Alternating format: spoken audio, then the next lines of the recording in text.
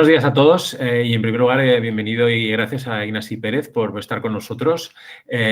Hoy la sesión en este ciclo que le damos a la asignatura de teoría para que tengáis espacio para desarrollar vuestro proyecto en este momento bastante clave del curso. Seguimos abriendo ventanas al oficio y a la profesión, ¿no? Y en este caso, además, con una voluntad de empujar y servir de palanca a vuestro proyecto. Todos los años realizamos una sesión en el tercer workshop, que es una jornada. Ignasi tiene mucha más experiencia que nosotros en esto, pero es una jornada en la que integramos una serie de industrias, una serie de colaboradores para ejercer de palanca vuestros proyectos. Así pues, hoy es una sesión previa, preparatoria para ese workshop que le hemos puesto, me auto culpo, si queréis, el rimbombante título de Innovación y Arquitectura. Vamos a ver si es rimbombante o no lo es y si esto puede ser, ¿no? Entonces, hemos pensado que la mejor persona, como después diré, creo yo, para estimularos y generar esta actitud, es Ignasi Pérez Arnal. Y previamente sí que quería haceros un poco una pequeña descripción de lo que os proponemos para este workshop. Por lo tanto, resumo un poco la sesión de hoy. La sesión de hoy constará con una breve introducción por mi parte, que espero no sea muy larga, pero que va a ser también extensible a otros estudiantes de la escuela que quieran presentarse a este concurso. Por tanto, será un poquito más amplia de lo que sería una breve, una mera introducción. A continuación, pues Ignasi Pérez nos hará su charla, que yo tengo muchas ganas de escuchar, Innovación y Arquitectura, y finalmente Adrián Muros cerrará la clase, la sesión con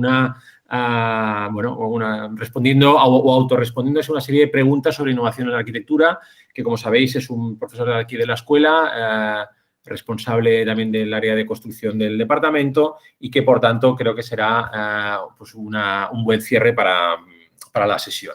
Entonces, yo sin más, que sí quería, como os digo, hablaros, presentaros de lo que es la innovación en la arquitectura y, sobre todo, centraros los contenidos de este, workshop que vais a tener aquí un mes. Por tanto, entended que lo que vais a ver hoy es una preparación para lo que vais a presentar más adelante. En primer lugar, lo estaba comentando hace un instante con María Rubert, claro, los arquitectos estamos continuamente inventando cosas, aunque no lo parezca, ¿no? Nos enfrentamos siempre a, bueno, aquellos que estamos en el ámbito de las obras, pero también en cualquier otro ámbito, nos inventamos a reformular respuestas, a plantearnos preguntas, y eso hace que nuestra actitud, se deslice entre situaciones únicas. O sea, situaciones únicas quiere decir situaciones únicas en el tiempo, que se producen solo una vez, que difícilmente se repiten, y eso probablemente pueda ser algo a trabajar y que pueda ser un objeto de discusión, y también generalmente en un único lugar. Es decir, únicas en el tiempo, únicas en el espacio. ¿Eso va a mantenerse? Eso es algo que habría que preguntarse en el futuro de nuestra profesión. Por tanto, hay una cuestión que también es, llamativa, y es que dentro de esta actitud hace que estos inventos casi nunca tienen registro. Es decir, no se quedan registrados y es difícil que sirvan para generar conocimiento y para que alguien después pueda utilizarlo. Yo recuerdo, os pongo un ejemplo muy, muy inmediato y muy próximo. El martes pasado, en la magnífica charla que tuvisteis sobre las viviendas de Albeida, los arquitectos Liñares y Salgados explicaron cómo, conjuntamente con Cortizo, habían sido capaces de desarrollar una pieza de borde de cubierta para lograr que la cubierta desaguara siempre de una manera natural. Ese inventillo no está en el mercado, es algo que ellos desarrollaron con una empresa, ¿no? Entonces, el objeto ahora mismo de estas sesiones es impulsaros a que cambiéis de escala, a que introduzcáis algún tipo de mecanismo desde dentro que pueda estimular vuestro proyecto, que pueda darle otra escala, ¿no? Cuando digo algún tipo de mecanismo, no me refiero exclusivamente a un detalle constructivo como puede ser deshacer una cubierta. El año pasado, con Jordi Oliveras, también se hablaba de, digamos, la innovación tipológica, ¿no? Como Rem Koolhaas hacía. Es decir, sería otro ámbito. Es verdad que en este caso el concurso tal vez está más enfocado a este tipo de innovaciones más concreto, ¿no? Que puede tener que ver con algún elemento constructivo o con un sistema un poco más general, ¿no? Fijaos que de aquí al 18 de marzo os proponemos, por tanto, de alguna manera en paralelo, pero al mismo tiempo con el empuje del proyecto que estáis desarrollando, la entrega de una propuesta en PDF de 1 a 3 en formato paisado, lo mandaréis a una dirección de correo electrónico y se montará un pequeño concursito que evidentemente pues tiene alguna pequeña dotación de premios, pero sobre todo pues tendrá algún reconocimiento académico que espero pueda ser de suficiente impulso para vosotros, ¿no? Como digo, es un concurso que está, digamos, cuajado o que nace del máster habilitante, pero que está abierto a otros estudiantes de arquitectura de esta escuela, ¿no? Y para ellos también va esta breve introducción, incluso la sesión de después de Ignacio Pérez Arnal y de Adrián Muros. Por tanto, de aquí vamos a dejar disponible esta sesión en un registro para que lo podáis ver. Yo, una breve introducción de probablemente... me disculpáis si algunas cosas ya las habéis escuchado, ¿no?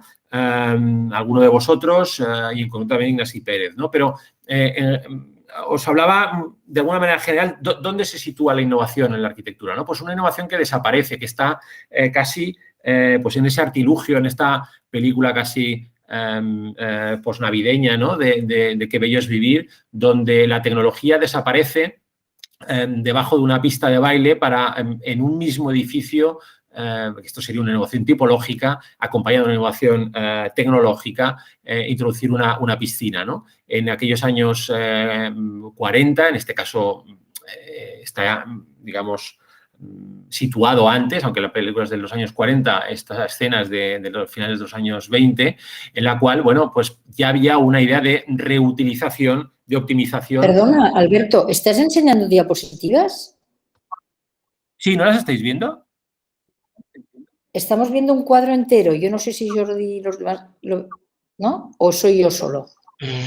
Tienes que poner sistema... O sea, estamos viendo todas las diapositivas, la número 1. Vale, pero ¿la estáis viendo la presentación? No, estamos viendo en plan... Vale, pues entonces vamos a ver. Voy a ver si efectivamente entonces habría un error en la... Vamos a ver, en el compartir la pantalla. Voy a volverlo a compartir. Gracias, María, por avisar. Y ahora creo que mejor, ¿no? Sí. Ahora. Vale, pues nada, gracias, Ahora María. estamos en la 1 o 2 diapositivas. Vale, sí, esta es la de Qué bello es vivir, ¿no? Digamos, en la que os estaba explicando esta idea. Bueno, iré rápido porque, como digo, ya lo he comentado antes y teníamos previsto pues entrar con Ignacio pronto, ¿no? Pero sí que me parecía relevante el hablar de estas cosas, ¿no? De la tecnología invisible al servicio de una idea más social, ¿no? Que no se autoexhibe, que también tiene estas dimensiones del artilugio, del mecanismo, de algo que se inventa, que a mí me trasladaba a este edificio magnífico de Jean Prouvé en la Maison du Peuple en Clichy, donde cubiertas que se despliegan, forjados que se mueven, transforman espacios en salas de actos, etcétera, ¿no? Y que curiosamente nacen todas ellas. Son posibles, digamos, gracias a esta plegadora, que es la plegadora Plex de Pels, de Jean Prouvé, que fue, gracias a su adquisición en sus ateliers de Nancy, que fue capaz de generar este edificio. Y no solo eso, sino que además orientó toda su producción posterior, ¿no? Aquí entra esta idea de dónde se innova, ¿no? Si se innova en obra o si se innova fuera de obra. Y esto seguro que podemos hablar más de ello. Hablando del acero, esto viene de antes, ¿no? Y hay una dimensión colectiva de la innovación. Es decir, la innovación es difícil que salga de la propia mano del arquitecto exclusivo en su torre de marfil. No, este hombre era un jardinero constructor que, gracias a una situación muy límite, innovó con esta sistematización constructiva y que propuso este Crystal Palace en la exposición de Londres, que todos conoceréis, y que ha sido, fuente de muchísimas inspiraciones, ¿no? Como además logra industrializar los vidrios, logra industrializar incluso lo que es el hierro, un acero que estaba, sobredimensionado a las plantas altas, pero por una cuestión visual y de estandarización, todas las columnas miden lo mismo, ¿no? Cuestiones como estas que son bastante interesantes. Este hombre innovó en una situación de estrés, ¿no? Eso también es relevante, el pensarlo, ¿no? Y fue una innovación de un sistema, no de un invento, ¿no? Otro sistema relacionado con el acero, también os lo he comentado alguna vez, ¿no? Como Barcelona, evidentemente se entiende de múltiples maneras, pero una de ellas que se habla poco es de esa especie de ADN interior constructivo formado, por ejemplo, por esta patente de Joan Torras, un arquitecto y catedrático de la escuela, que desde su cátedra hizo esta patente para pletinas tesadas en forjados, ¿no? Y que se empleó en la construcción del Eixample de Barcelona. A mí me gusta pensar que está otra vez invisible, sustentando toda una aspiración social, ¿no? Por tanto, una patente, algo que los arquitectos tenemos en general bastante lejos de nuestra disciplina o de nuestra tarea diaria. Sigo con el hierro, si queréis, ¿no? Porque también el proyecto, evidentemente, a través del proyecto es cuando uno es capaz de innovar. Estas diapositivas de la derecha, digamos, si queréis, una actualización del Crystal Palace de Paxton en París, se ganó con una estructura industrializada, esbozada, ¿no? Y que el desarrollo técnica de acero colado que contextualizaba el edificio en el París del Labrouste, el París de Eiffel, etcétera, pues fue capaz de desarrollar el proyecto e generar un sistema constructivo que, a su vez, necesitó de algunos mecanismos compartidos con la ingeniería, ¿no?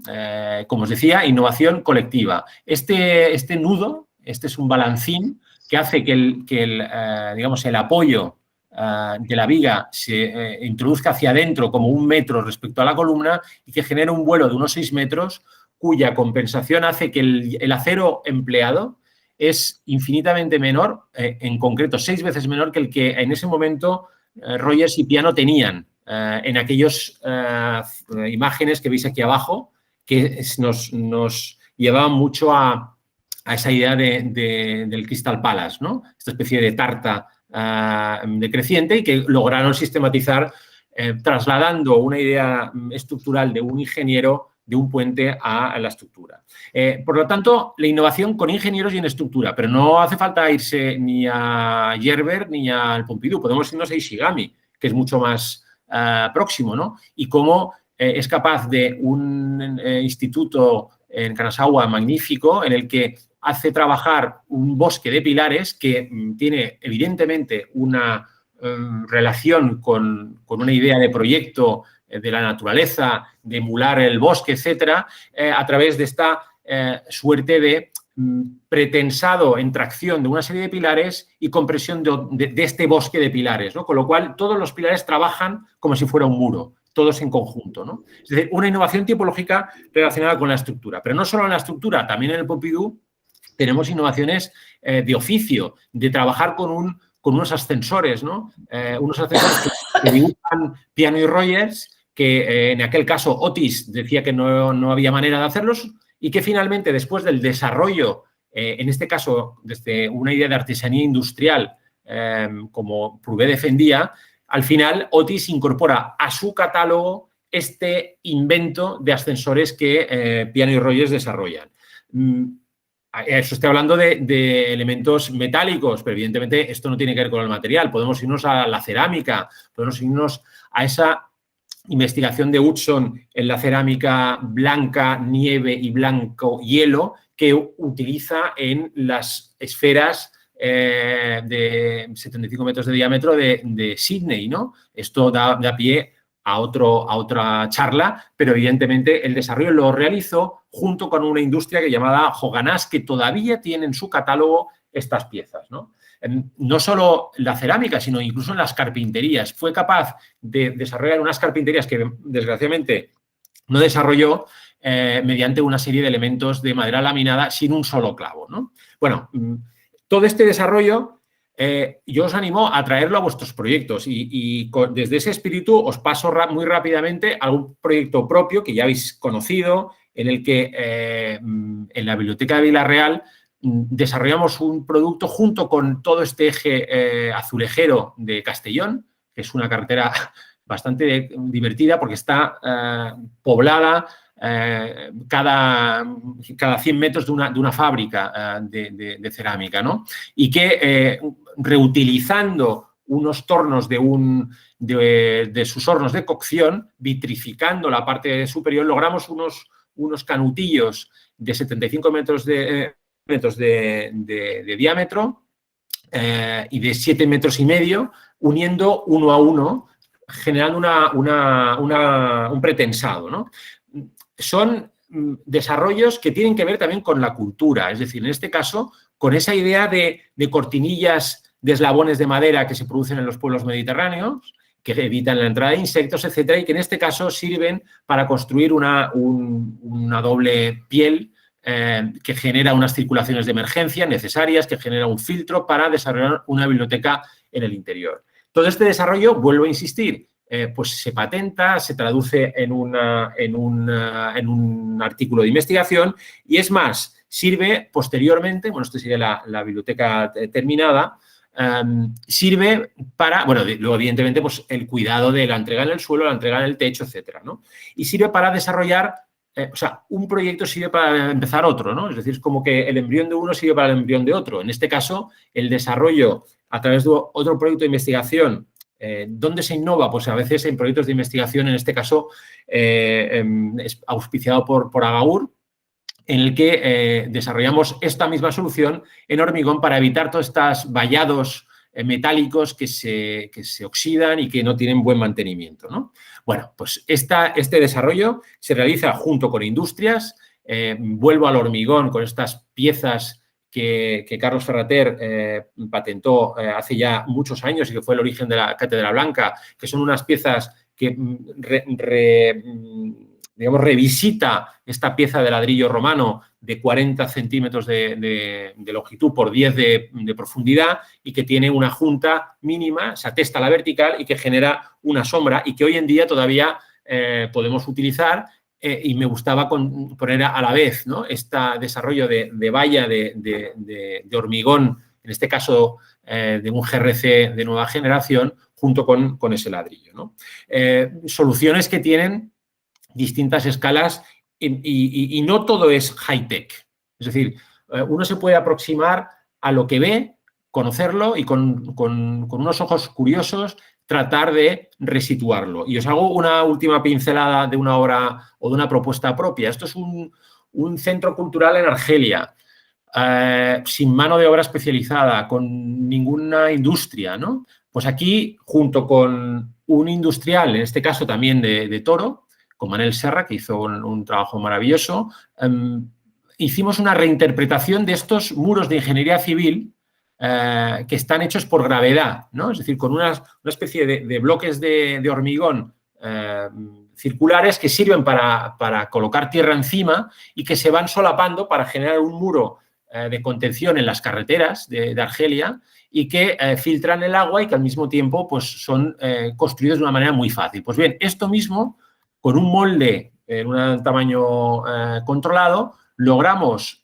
partirlo por la mitad y generar una serie de trabas que imaginábamos perfectamente que un albañil allí pudiera ir colocando progresivamente y generar una celosía, como digo yo, low-tech, que está envolviendo una serie de patios que retrotraen otra vez a una cultura muy específica que allí tenían. Bueno, hechas estas pinceladas casi personales que me parecía relevante poderlas traer, os paso ya para terminar a anunciar o desarrollar un poquito esta sesión que haremos en el último workshop, probablemente el martes 23, si no me equivoco, que constará de unas tutorías industriales, es decir, que vamos también a pediros, si vosotros tenéis algún tipo de sugerencia, cuál es la industria que os gustaríais para desarrollar vuestro proyecto. Si no, nosotros tenemos una serie de gente, como ya veis aquí, que van a ejercer de profesores por un día, ¿no? Y nos gusta esta idea casi, déjame que lo exagere, que entráis con una estructura de hormigón y salís con una de madera porque habéis estado hablando con uno y con otro. El año pasado lo desarrollamos ya de manera telemática y pese a que pudiera parecer una limitación, finalmente fue bastante fluido e incluso os diría que más dinámico que en formato presencial. Probablemente, por tanto, repetiremos esta sesión, ¿no?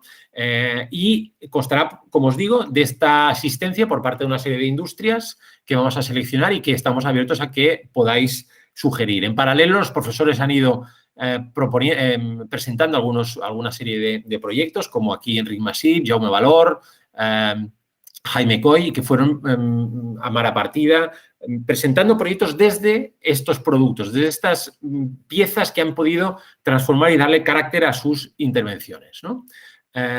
Pero, ¿qué es lo que os propongo? Pues ese concurso de innovación para vosotros, ¿no? ¿Cuál puede ser el contenido de esa propuesta vuestra? Claro, deciros que vais a hacer innovación y que vamos a hacer un concurso también a veces es un poco un contrasentido, porque el momento que se publica ya no es innovación, ¿no? Porque ya se conoce. Pero en cualquier caso, sí que nos gusta como esa semilla de pequeña investigación que siempre requiere de la colaboración con una industria. Por eso maridamos estas dos ideas. Bueno, aquí tenemos bueno, no me atrevo a llamarlo innovación, pero sencillamente la manipulación de lo existente, ¿no? Que creo que es algo relevante. Y ahora acabo con 5 o 6 propuestas de otros años de estudiantes. Este fue hace 2 sesiones, son todas propuestas mencionadas y os lo pongo un poco para que veáis, ¿no? Claro, estas innovaciones pueden ser de múltiple carácter, ¿no? Pueden ser innovaciones que se han desarrollado con profesores de otras, evidentemente, de otras asignaturas, en este caso, las asignaturas de tecnología, pero veréis también que hay, al final, innovaciones desarrolladas con profesores de urbanismo, con profesores de proyectos, con profesores de distintos departamentos, ¿no? Que sitúan la innovación de vuestros proyectos en distintos ámbitos. En este caso, a través de la reutilización del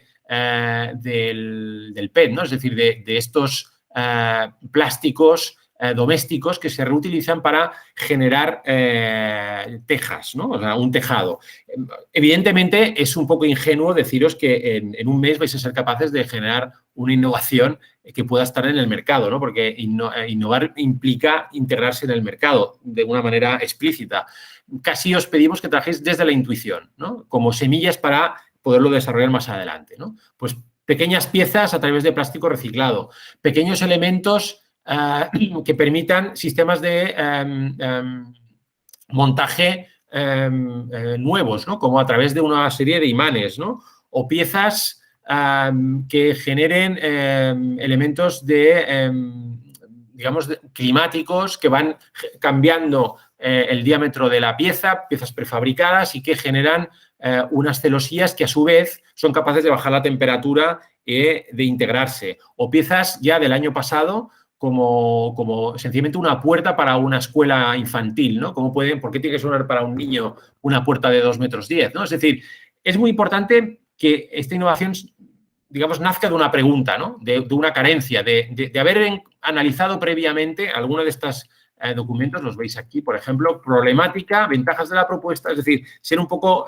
sistemático en vuestra propuesta, ¿no? O propuestas un poco más sugerentes a nivel de evocadoras, ¿no? En este caso, a través de una serie de elementos con áridos que son capaces de captar la luz y que dibujan un paisaje, en este caso era en el río Francolí en Tarragona, ¿no? Es decir, que por eso os digo y eso insisto, el distinto carácter de las innovaciones. Aquí puedo pensar, pues, qué sé yo, hago esta provocación, ¿no? De aquel canal del Infanta, pues bueno, podría ser objeto también de una reflexión en este sentido, ¿no? U otras piezas que se sitúan en muros rehabilitados, ¿no? Esto fue un proyecto de una propuesta de una estudiante también muy interesante en el Camp de Tarragona, en este caso, ¿no?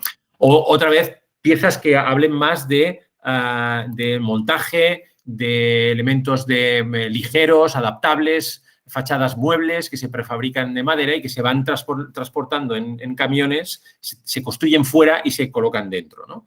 Y alguno más de material reciclado que para construir estos paneles de GRC a través de elementos, como os digo, reciclados y que le hacían llamar el eco-GRC. Es importante siempre un poco el eslogan, ¿no? Y por último, os explico, por ejemplo, el proyecto, entre comillas, ganador del año pasado, de un estudiante de la línea de urbanismo, de Miquel Berra, que trabajaba al lado del aeropuerto y propuso esta especie de valla que lo llama tanca sónica, ¿no?